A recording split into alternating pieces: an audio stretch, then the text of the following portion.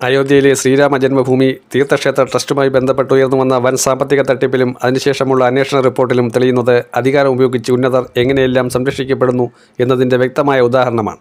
ദശലക്ഷക്കണക്കിന് ഭക്തർ തങ്ങളുടെ വിശ്വാസത്തിൻ്റെ പേരിൽ അയോധ്യ ക്ഷേത്ര നിർമ്മാണത്തിനായി നൽകിയ കാണിക്കപ്പണം അപഹരിക്കപ്പെട്ടു എന്ന വാർത്ത രാജ്യത്തെ ജനങ്ങളെ ഒന്നടങ്കം ഞെട്ടിച്ച കാര്യമായിരുന്നു. എന്നാൽ ആ കൊള്ളയ്ക്ക് പിന്നിലെ യഥാർത്ഥ സൂത്രധാരന്മാരെ പുറത്തു കൊണ്ടുവരുന്നതിന് പകരം കേസ് അട്ടിമറിച്ച് താഴെത്തട്ടിലുള്ള ജീവനക്കാരുടെ തലയിൽ മാത്രം കുറ്റം ചാരി യഥാർത്ഥ പ്രതികളെ വെളുപ്പിച്ചെടുക്കുന്ന കാഴ്ചയാണ് പ്രത്യേക അന്വേഷണ സംഘത്തിന്റെ അന്തിമ റിപ്പോർട്ടിൽ കാണാൻ കഴിയുന്നത്. ശ്രീരാമ ജന്മഭൂമി ക്ഷേത്ര ട്രസ്റ്റ് മുൻ ജനറൽ സെക്രട്ടറിയും വിശ്വഹിന്ദു പരിഷത്തിന്റെ ദേശീയ ഉപാധ്യക്ഷനുമായ ചമ്പത് റായ്, അതുപോലെ തന്നെ മറ്റൊരു പ്രധാനിയായ അനിൽ മിശ്ര എന്നിവരുടെ പേരുകൾ അന്വേഷണത്തിന്റെ പ്രാരംഭഘട്ടത്തിൽ തന്നെ വലിയ രീതിയിൽ ഉയർന്നു കേട്ടിരുന്നതാണ്. എന്നാൽ SITയുടെ അന്തിമ റിപ്പോർട്ട് പുറത്തു വരുമ്പോൾ ഇവരെക്കുറിച്ച് യാതൊരുവിധ പരാമർശവും ഇല്ലെന്നത് ഏറെ വിചിത്രവും പ്രതിഷേധാർഹവുമാണ്. കോടിക്കണക്കിന് രൂപയുടെ തട്ടിപ്പ് നടന്ന ഒരു വലിയ സ്ഥാപനത്തിൽ അതിന്റെ ഏറ്റവും ഉയർന്ന ചുമതലകളിൽ ഇരിക്കുന്നവർക്ക് ഇതിൽ പങ്കില്ലെന്നും കാണിക്കപ്പണം എണ്ണാനേൽപ്പിച്ച ഏതാനും ജീവനക്കാർ മാത്രമാണ് ഈ കൊള്ളയ്ക്ക് പിന്നിലെന്നും പറയുന്ന കണ്ടെത്തൽ തികച്ചും യുക്തിരഹിതമാണ്. ലക്ഷക്കണക്കിന് രൂപയുടെ സാമ്പത്തിക ഇടപാടുകൾ നടക്കുമ്പോൾ ഉന്നത ഉദ്യോഗസ്ഥരുടെ അറിവോ പിന്തുണയോ ഇല്ലാതെ താഴെത്തട്ടിലുള്ള ജീവനക്കാർക്ക് മാത്രം ഇത്തരം തട്ടിപ്പ് നടത്താൻ സാധിക്കില്ല എന്നത് ഏതൊരാൾക്കും മനസ്സിലാവുന്ന കാര്യമാണ്. ആ കേസിന്റെ സൂക്ഷ്മമായ പരിശോധനയിൽ തെളിയുന്നത്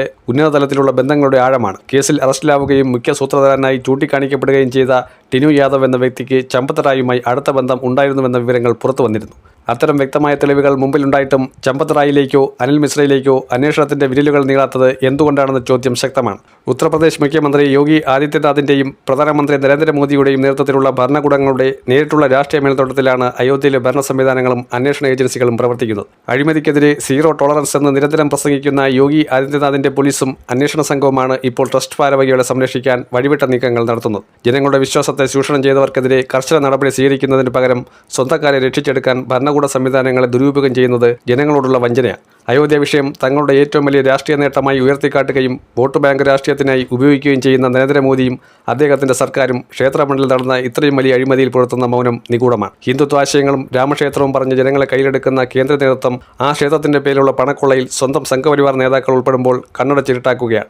രാജ്യത്തെ കേന്ദ്ര അന്വേഷണ ഏജൻസികളെ പ്രതിപക്ഷ നേതാക്കളെ വേട്ടയാടാൻ ആവോളം ഉപയോഗിക്കുന്ന മോദി സർക്കാർ സ്വന്തം ആളുകൾ പ്രതിസ്ഥാനത്ത് വരുമ്പോൾ അന്വേഷണം പ്രഹസനമാക്കുന്നു.